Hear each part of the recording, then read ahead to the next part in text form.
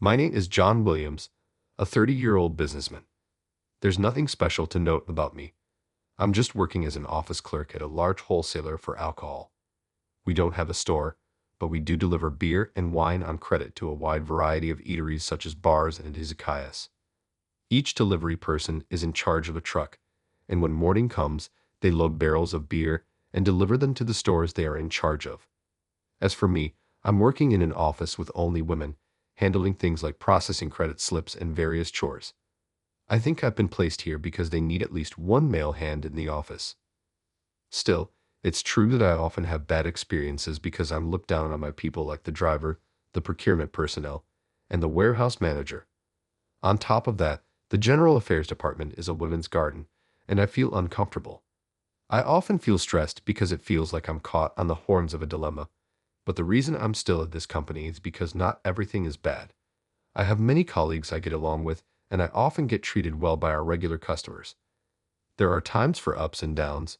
It would be the same no matter where I work. The change in my life happened this spring. The cause was a new department manager who joined the company in the middle of the term. He was a tough guy with a background in finance, having served as a branch manager of a regional bank. He had a tendency to try to settle everything with numbers.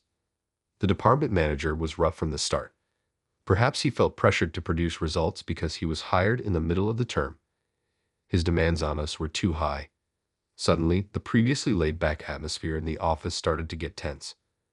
According to the section chief, who secretly told me, it seems that the director is suggesting personnel cuts to the president. Indeed, there have been fewer drinking parties recently, and opportunities for outside drinking have been lost. It's a big blow to our company, which delivers alcohol to restaurants. I knew that sales were sluggish. When I heard about this from the team leader, I had a bad feeling. This was because, as far as the director was concerned, my performance seemed to be at rock bottom, and I was well aware that he had me in his sights. Perhaps being the only man among the clerks might give the impression of being incompetent. I had the impression that I was doing a decent job, but the director didn't seem to recognize my efforts at all. A month after the director took office, the discussions about reduction began. It started with soliciting voluntary retirees. Apparently, no one expressed a desire to leave. The director then prepared a list for the reduction. My name was at the top. He subtly applied pressure, saying, "It's not mandatory, but if you care about the company." Besides me, several delivery persons and assistants were chosen. It seemed like an arbitrary selection on the director's part. The warehouse keeper's name was on the list, and he was outraged, and rightly so.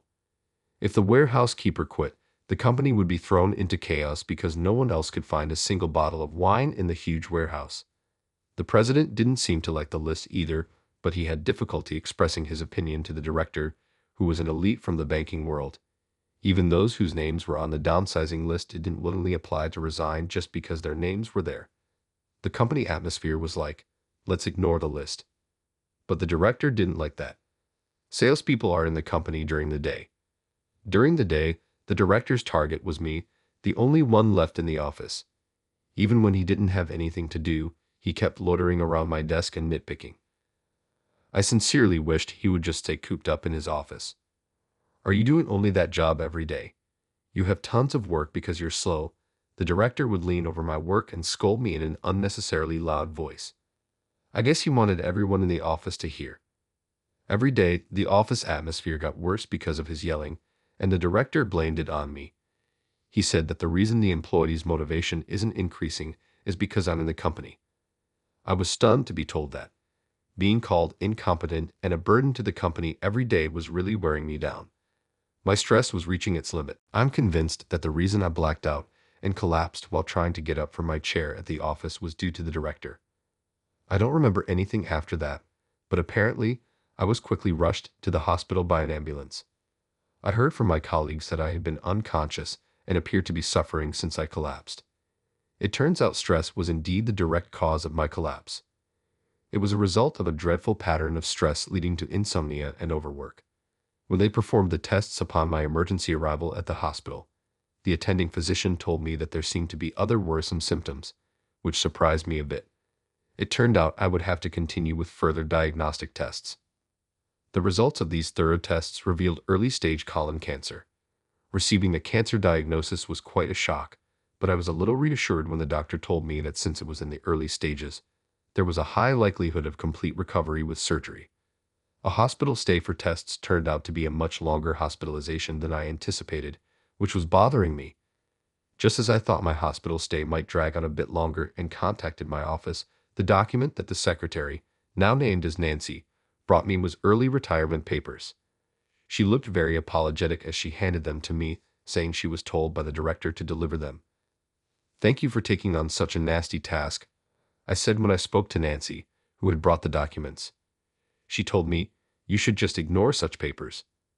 Of course, I don't want to take early retirement. I shoved the envelope into the drawer of the bedside table in my hospital room. "John, we'll take your temperature and blood pressure now." The nurse named Kathy came in, replacing Nancy in the room. The first time I saw her, I was so struck by her beauty that I didn't even realize when the injection was over. "Ah, yes, please go ahead." I get overly nervous when Kathy comes in. Her being extremely beautiful is one reason why I get so nervous. On top of that, she never smiles. She's called Iron Mask by the inpatients. It seems her fellow nurses also call her that. Kathy's expressionless demeanor and good looks make her appear doubly intimidating. It's not that she's cold or anything like that to the patients. She's a strict yet kind nurse. The young attending physician told me that he's most afraid of being scolded by her. She doesn't raise her voice, but seemed to be able to express her anger in a quiet manner. "Your pulse is a bit fast. Are you not feeling well?" Kathy, who was taking my pulse, queried. So it seems my pulse quickens just by having her near me, I thought, feeling nervous. "I'm okay, there's nothing wrong with me," I hastily replied. Kathy stared at me fixedly and then let out a small sigh. I started to panic, wondering if I had disappointed her, but her sigh was not one of disappointment. "Don't just dismiss things lightly as okay. You're here to fight a disease, remember.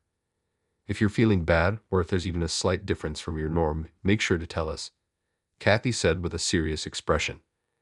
She then deeply bowed in my direction, apologizing for her inadequacy. "Wait, why? You don't need to apologize for anything, Kathy. I understand there's a certain atmosphere around me that makes it hard for you to open up. I'm really sorry about that," I said gently, looking at her face to see if she's hurt. Her usual expressionless face remained unchanged. I'll be a good patient." My words slipped out awkwardly as I didn't know what else to say. Iron-faced Kathy's eyes widened in surprise, then she quickly returned to her usual expression and simply responded, "I appreciate that." I suddenly felt embarrassed and couldn't say a single word until Kathy left the room. Hospital life is surprisingly busy with continuous tests before surgery. Today, I didn't return to my room until past 3:00 p.m. after the tests. Dragging my test-weary body into my room, I found that there was already someone there. It's my boss. Just seeing him doubled my exhaustion from the tests. He noticed me returning to the room and without any words of consolation, just said, "Hey." I didn't feel like responding, but he's still my boss.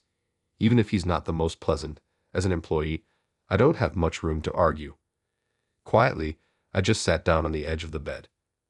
"I'm sorry for the inconvenience, Director. That's the unwritten rule for employees, I suppose." My apology was met with a condescending nod from the director. "I've heard you're in for a long stay. Have you received the early retirement forms? Why haven't you submitted them yet? The company would be better off without dead weight like you." He spoke to me as though I were a child, which got under my skin. I must have let my irritation show, I thought. The director gave a nasty grin. He was trying to rile me up. I knew that, but his attitude was hard to stomach. "You came all this way to tell me that.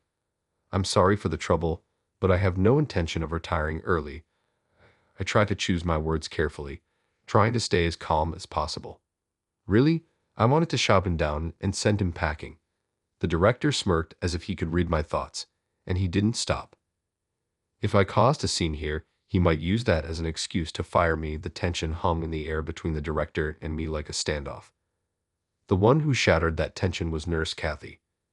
"Excuse me, I believe I asked you to call me with the nurse call button once you return from your tests. Have you forgotten?"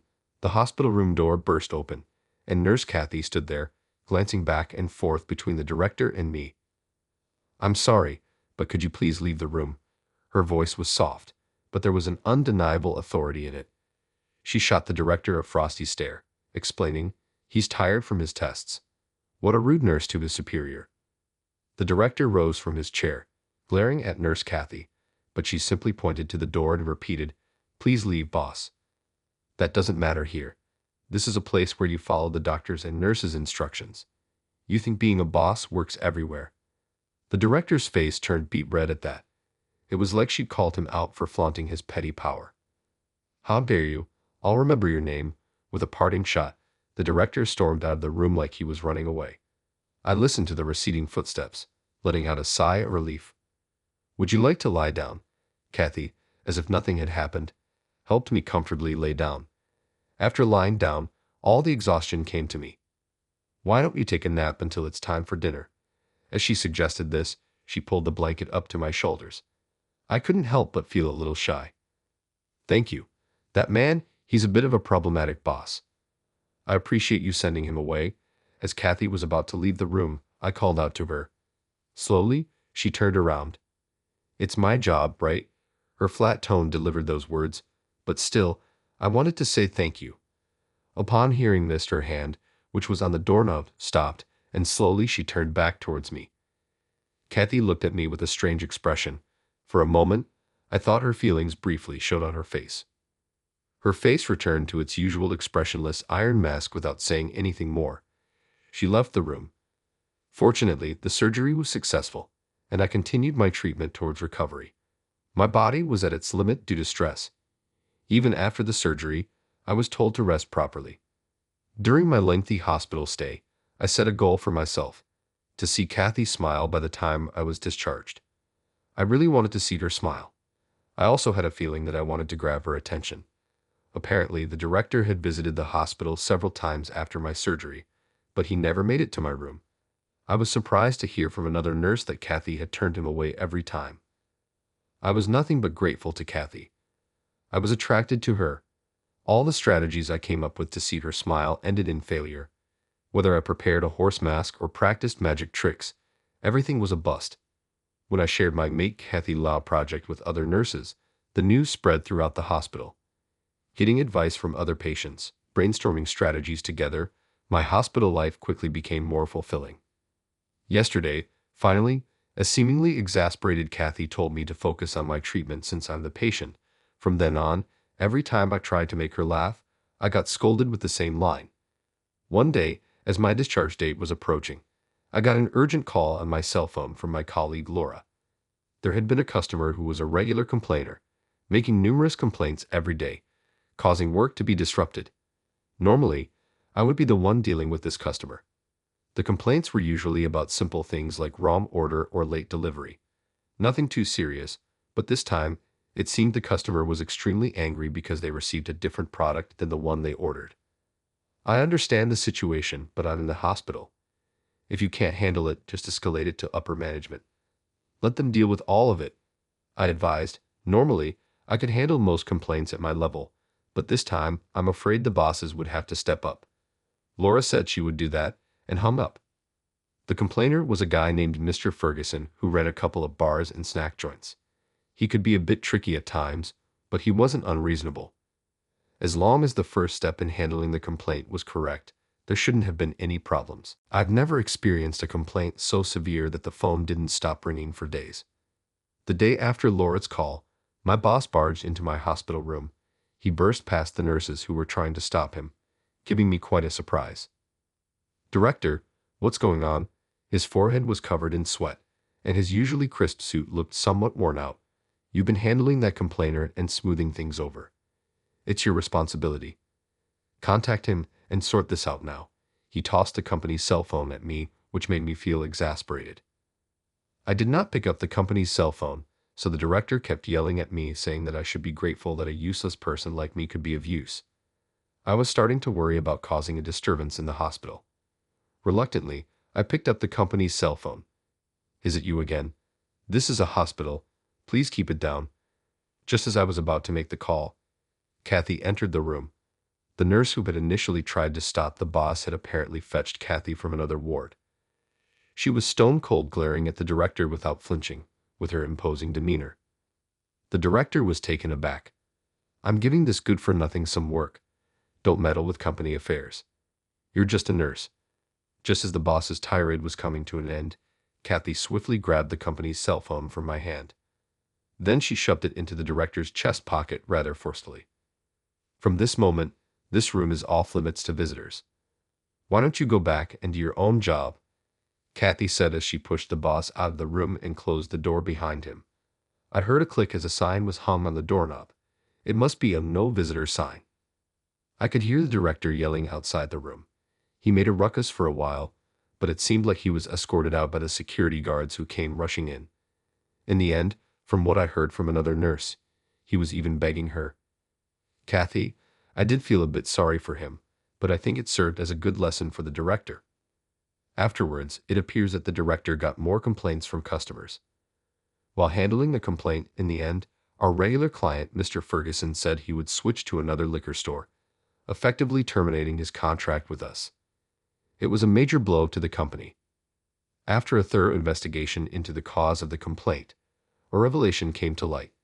The director had rearranged the office on his own, and it seems a new and inexperienced worker had been put in charge of order reception with no one to assist. The newbie was left to handle everything on their own. That's when the mistakes at the reception started piling up and caused the complaint. There are so many types of alcohol that you can't count them all. Without an experienced receptionist, it's difficult to understand specific wine brands. Normally, an experienced office worker would be assisting the newbie, but the director jumped the gun with a reorganization for cost-cutting, causing chaos throughout the office and the entire company. When the cause of the huge loss to the company was reported to the CEO, his reputation took a nosedive. Now he's been labeled as incompetent despite being an elite, and seems to be finding it hard to stay in the company. What are you writing? Kathy, who came to change my IV drip, peered at my computer screen. I'm writing my own know-how on dealing with complaints. The method varies depending on the customer. Now that the director seems to have been assigned to handle complaints. The director, while retaining his title, has been told to take the lead in handling complaints. A colleague told me that he's been tormented every day by troublesome complainants. I think it would be a plus for both the customers and the company if I could contribute to handling complaints in any way. Are you going to aid the enemy? I get slightly embarrassed as she tells me this with a somewhat unresolved look. I'd rather see a smile on your face than that shocked look. In the end, I never got to see a smile on Kathy's face during my hospital stay. After a hospital life of over a month, I finally reached the day of my discharge. The attending physician and nurses who took care of me in the ward see me off at the hospital entrance. I'm about to get emotional as I even receive a bouquet of flowers as a discharge celebration. Kathy is also here among the people seeing me off, with her usual emotionless face. She stares at me. I've been in your care a lot, Kathy. When I stand in front of Kathy to express my gratitude, I end up witnessing something unbelievable. You did well, John. Congratulations on your discharge. With that, she softly flashes a smile as beautiful as a blossoming flower. I'm about to drop the bouquet from my hands from the surprise. I thought to myself, what a terrible woman she was at the end. After all the effort, she wouldn't smile at me. But at the moment we never see each other again, she shows me a smile. Memories of my hospitalization with her cross my mind one after another. Once I start to recall the fun moments, I can't hold back anymore. I burst into tears in reaction to her smile. Seeing this, the people sending me off start to roar with laughter. I'm so embarrassed, unable to hold myself back. I crouch down on the spot. Well, do not cry like that. People who work hard deserve a little reward. This is just a bonus. Kathy whispers this while gently patting my crushed back. A piece of notepaper, roughly inscribed with her familiar handwriting, has her cell phone number on it. She gently places it in my hand. Below it are the words, "Contact me if you feel like it. I'll be waiting." By the time I stop crying in surprise and look up, she's already returned to the send-off line, waving with her usual emotionless face. I wave back at everyone while expressing my thanks, then get into a taxi. In the moment I get in, I call Kathy's cell phone. You're impatient, aren't you? After 5 rings, she answers the phone with a soft chuckle. I hadn't thought about how to ask her out and can't find the words in my sudden panic. Will you date me with the intention of marriage? This was the first thing that came out. Even the taxi driver turns around in surprise. I'm so embarrassed I wish I could disappear into a hole. Isn't that a bit too hasty? But okay, perhaps I found the treasure of my life in a hospital, and I was too lucky. A few years later, I can't help but grin imagining her standing next to me in a white bridal dress. How did you enjoy today's story? Subscribe to the channel and give us likes. It gives us motivation for our production activities. We're also looking forward to hearing your comments.